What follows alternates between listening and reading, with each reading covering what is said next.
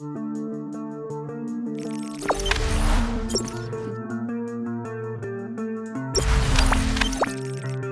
Maulana Fikri dikabarkan bakal berpisah dengan FK Senika, kini pilih pulang ke Indonesia. Egy Maulana Fikri baru saja tampil di ajang Piala AFF 2020. Bersama timnas Indonesia, Egy Maulana Fikri hanya mampu menjadi runner-up. Namun usai tampil di ajang tersebut, Egy Maulana Fikri mendapat hal yang kurang mengenakan. Winger timnas Indonesia, Egy Maulana Fikri menanggalkan FK Senika di bio Instagramnya, menyusul belum ada kejelasan mengenai kontrak barunya. Egy Maulana Fikri mengosongkan bio Instagramnya menyusul belum ada kabar resmi soal kontrak barunya di FK Senika. Sebelumnya, Egy menuliskan FK Senika di bio Instagramnya, namun sekarang berdasarkan pengamatan bolasport.com sudah tidak ada.